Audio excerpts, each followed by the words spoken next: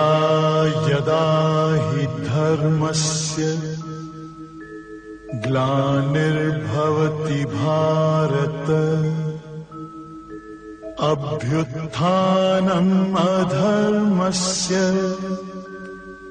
तदात्मानं सृजाम्यहम् परित्राणाय साधूनां विनाशाय च दुष्कृताम्। सभी प्रेमी भाइयों राम राम।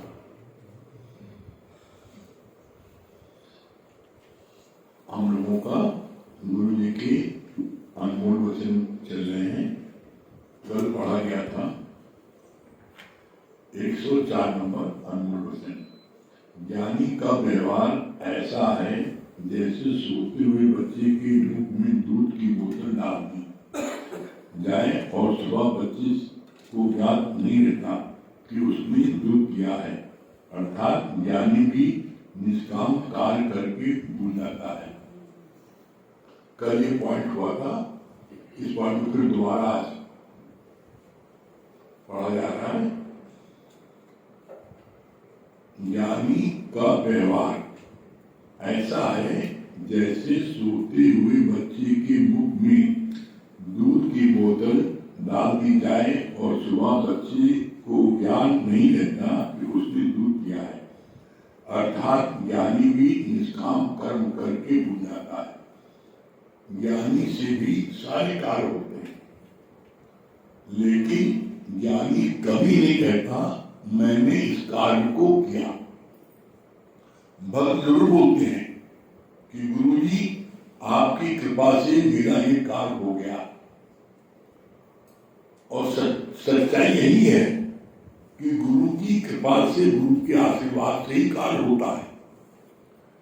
उसके बावजूद गुरु कभी अपने ऊपर इस बात का तकमा नहीं लेता मैंने इस कार्य को किया। क्यों? जानता है अगर मैंने ऐसा कहा तो न चाहते हुए भी अहंकार आ जाएगा, और जैसे अहंकार आएगा उसी क्षण व्यक्ति का पतन होने लगता है।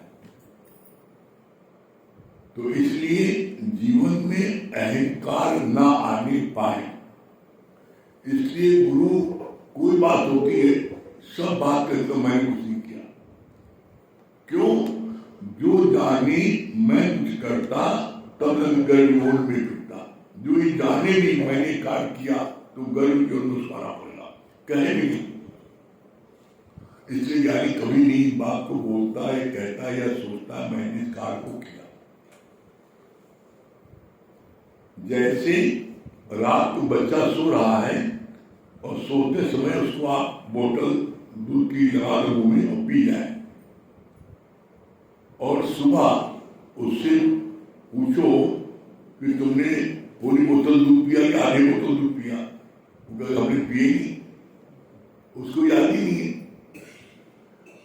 एकदम ठीक इसी तरह से ज्ञानी को कोई भी कर्म याद नहीं रहता मैंने किया।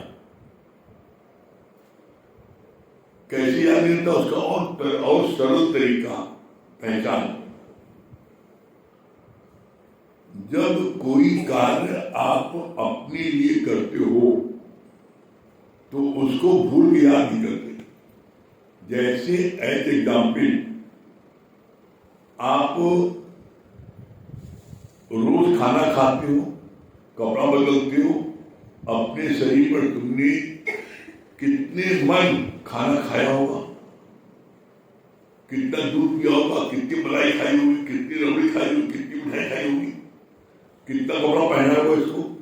लेकिन आज तक तुमने किसी को बोला कि मैंने इसको जो है 25 थान कपड़ा पहना के दिखाया है, मैंने इसको 20,000 साड़ी पहना के दिखाई है।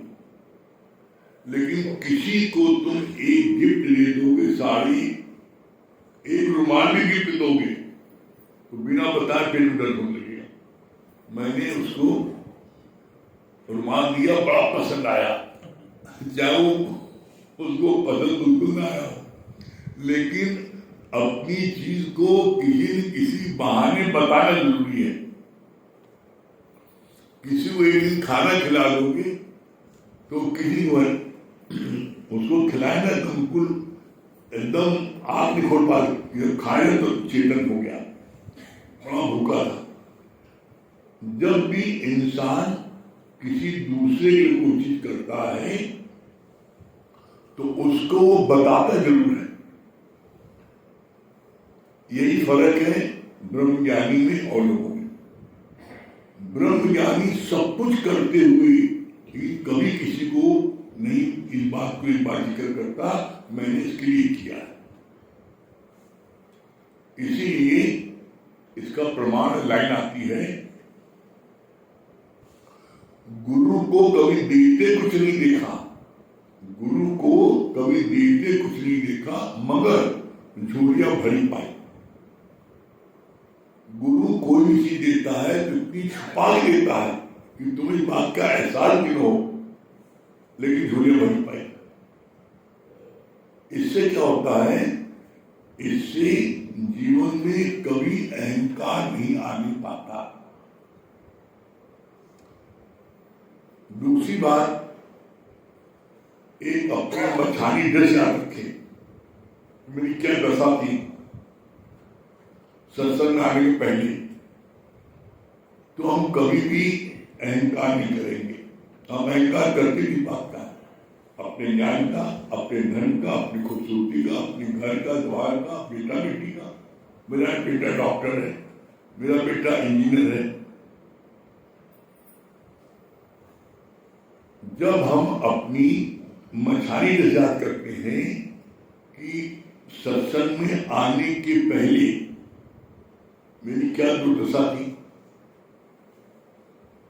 न उठना जानते थे, न बैठना जानते थे, न बात करना जानते थे, न खाना जानते थे, न कहीं आना न जाना, कोई चीज नहीं जानते थे। गुरु जी ने कैसे सब सिखाया। जब हम इस बात को महसूस करते हैं कि जो कुछ मैंने सीखा वो गुरु की कृपा सीखा।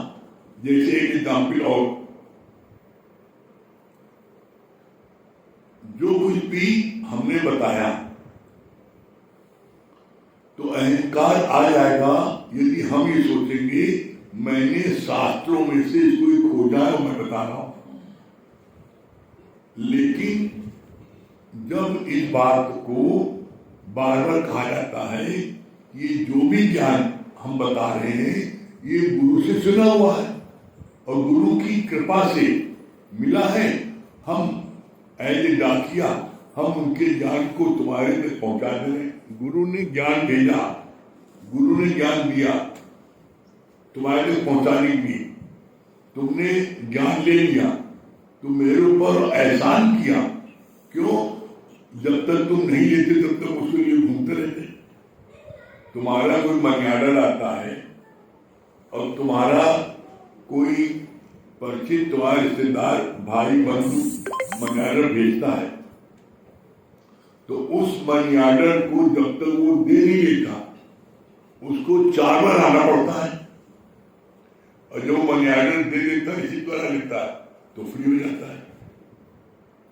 तो इसी तरीके से गुरु के ज्ञान को गुरु की कृपा से प्राप्त हुआ, तुम्हारी अमानत थी, तुमने ले ली तो तुमने हमें हल्का कर दिया। तो ऐसा तुमने दिखाई, मैंने दिखाया। तो गुरु इस प्रकार से अपने अहंकार को नष्ट करता है कि तुमने ज्ञान न लिया, तुम ज्ञान किसको सुनाते, हम तुम्हारे ज्ञान लिए हुए हमारे टहलते रहते। सब कुछ करते हुए भी गुरु कभी नहीं कहता मैंने तुमको ज्ञान दिया है, और कुछ भी देने के बाद में कभी अधिकार नहीं जताता। जैसे बच्चा दूध पीने के बाद में उसको सुबह याद मैंने पिया नहीं, उसी तरीके से ब्रह्मज्ञानी का कोई भी कर्म, जितना भी कर्म करता है वो सर्व के हित के लिए करता है और किसी बात को याद नहीं रखकर मैंने इसके लिए काम किया है। जिस दिन जिस पल वो याद करेगा मैंने कार्य के लिए किया है, उसी समय उसको थकान आने लगेगी। आप कभी देख लेना, चेक कर लेना, आप सत्संग के कार्य के लिए, गुरु के ज्ञान को बताने के लिए, भजन सुनाने के लिए आप सुबह से 10 घंटे जाओ सुनाओ और 10 घंटे बाद घर वापस आओ, आपको निस्वार्थ थकान नहीं आएगी। और वही 10 घंटे आप दुकान बैठे रहो, कस्टमर से को लेन देन करो, किसमिस करो, घर आओ लो अपना सिर ऐसे दबाने लग जाओ, सब माथा थक गया, बड़ा दर्द हो रहा है। क्यों? क्योंकि वहां पर आपने अपना प्रॉफिट और लॉस देखा। ज्ञान सुनाने तो भजन से आपको कोई प्रॉफिट लॉस नहीं देखा, बस हमको तो बोला था, आपने जाके सुना दिया। निष्काम सेवा, निष्काम कर्म की सबसे बड़ी उपलब्धि यही है कि हम वो कर्म करते हैं, उसका हमको कोई थकान नहीं आती है और उसका हमें आनंद की प्राप्त होती है। और गुरु जी ने बोला, जब तक तुम्हारे को कोई निष्काम प्यार नहीं करेगा, तुम निष्काम कार्य नहीं करोगे, जीवन में तुमको सच्ची खुशी कभी नहीं आ सकती। सच्ची खुशी, आनंद तुमको तभी मिलता है जब तुम निष्काम कार्य को करते हो। और अपने देख लो कितना करते हैं। आगे मैं मुझे बताएंगे।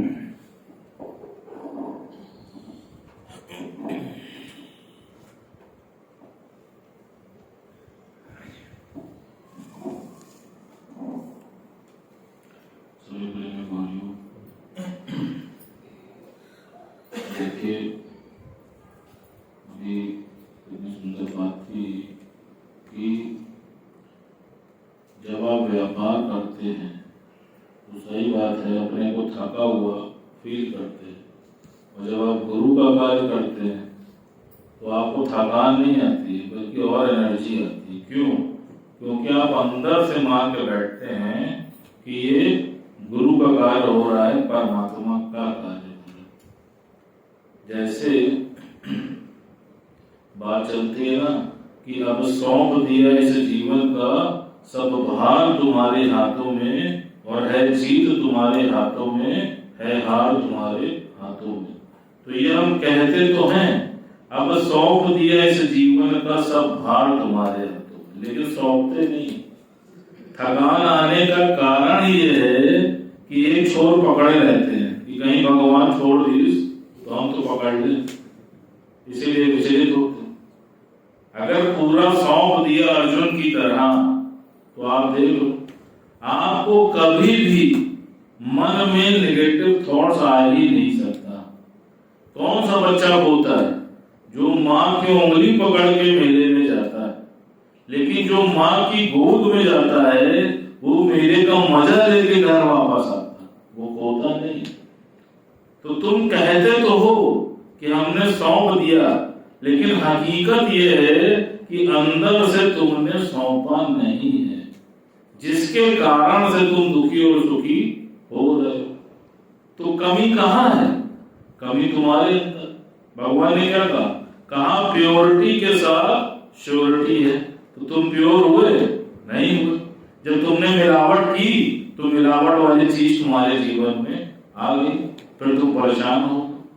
और भगवान का भोजन क्या है? भगवान का भोजन है अहिंसा। जैसे एक बार एक भक्त ने 4 पैसे कमाए, और 4 पैसे कमाने के बाद उसने 2 पैसे अपनी पत्नी को 2 दिन के घर खर्च के लिए दिए, और 2 पैसे लेकर गुरु की सेवा करने के उद्देश्य से गुरु के आश्रम पहुंच गए। अब उसके मन में ये भाव था कि चलो 2 पैसे गुरु के ऊपर भी खर्च करके आऊंगा और मजा लेके आऊं। वो पहुंचा गुरुद्वारा में, 2 दिन वो रहा और खूब आनंद उसने उठाया, लेकिन 2 दिन के बाद उसको अपनी पत्नी की याद आई। कह रही, पत्नी को 2 दिन का खर्च दे के आया हूं, अब उसका खर्च चलेगा कैसे? तो उसने गुरु जी से आग्रह किया कि गुरु जी, मैं पत्नी को मात्र 2 दिन का खर्च देके आया हूं, तो मेरा आपसे अनुरोध है कि मुझको अब जाने दीजिए। गुरु ने उसकी बात सुनी, लेकिन उसको जाने से मना कर दिया। कहा कोई बात नहीं, तुम अभी रुको। फिर उसने हट की। गुरु ने फिर समझाया। फिर जब गुरु ने देखा कि अब ये नहीं समझेगा, तो गुरु ने एक युक्ति लगाई। कहा बेटा ऐसा करो कि मैं तुमको एक पत्र दे रहा हूं, और रास्ते में मेरा एक भक्त रहता है, तुम ये पत्र उस भक्त को देते हुए घर को चले जाओ। ये तो कर सकते हो? कहा हाँ गुरु जी, बिल्कुल कर सकते हो। उसने ऐसे ही किया। रास्ते में वो पत्र उसने भक्त को दिया, और उस पत्र में क्या लिखा था? उस पत्र में लिखा था कि पत्र पढ़ते ही इस व्यक्ति को 6 महीने तक कोठरी में बंद कर दो। और उसने वैसा ही किया। उसने उस व्यक्ति को 6 महीने के लिए कोठरिया में बंद कर दिया। अब वो लगा चिल्लाने, लगा रोने, लगा बिलखने। कहा कुछ नहीं, गुरु जी ने कहा है तुमको रहना पड़ेगा। उधर उसकी पत्नी ने कुछ दिन उसका इंतजार किया, लेकिन जब वो नहीं पहुंचा तो उसने एक सेठ के खेत में कार्य करना शुरू कर दिया। अब जब वो कार्य करने लगी, हल चलाने लगी, तो एक दिन उसको एक हीरे जवाहरात से भरा हुआ मटका मिला। उसने उस मटके को पूरी ईमानदारी के साथ उस सेठ को ले जाकर के सौंप दिया कि सेठ जी, ये हीरे जवाहरात का मटका मुझको वहां से प्राप्त हुआ है। सेठ उसकी ईमानदारी से बहुत अधिक प्रसन्न हुआ। उसने उसके बदले में उस औरत को एक बहुत ही आलीशान मकान और बहुत ढेर सारा धन दिया, और उससे बोला कि तुमको अब कार्य करने की आवश्यकता नहीं है, तुम अपने बच्चों के साथ सुरक्षा से इस घर में रहो।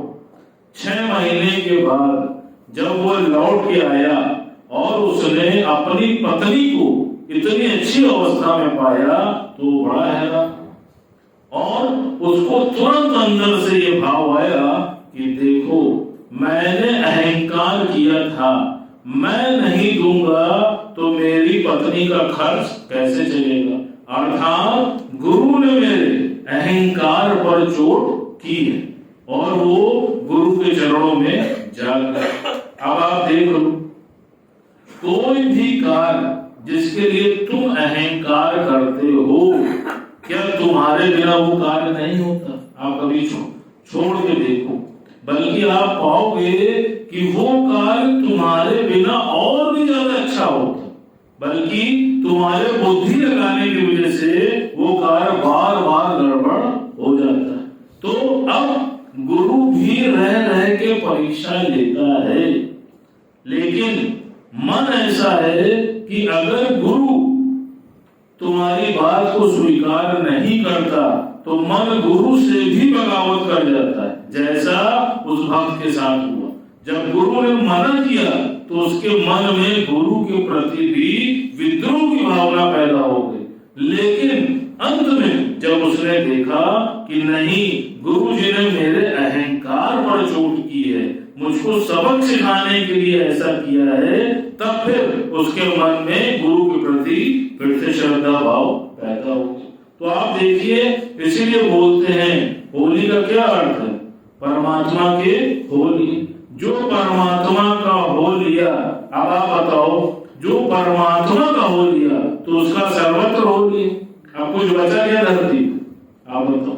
लेकिन हम ये सिर्फ कहते हैं, हम इसको महसूस नहीं करते, हम इसको अंदर से मानते नहीं। जिस दिन आप इस पर पूर्णता अड़िग हो जाओगे तो आप देख लेना, सर्वत्र आपका हो जाएगा। और जिसने जीवन में धारण कर लिया है, आप देख लो, वो हर पल आनंद ही आनंद में जी रहा है।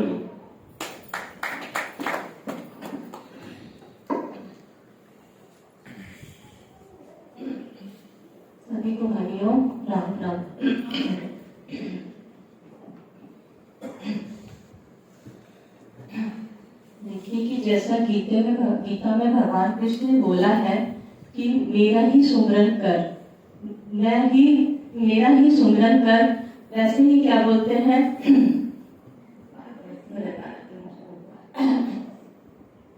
पूरा ध्यान लगा, पूरा ध्यान लगा, गुरु दौड़े दौड़े आएंगे, पूरा ध्यान लगा, पूरा ध्यान लगा, गुरु दौड़े दौड़े आएंगे, तुझे गले से लगाएंगे, पूरा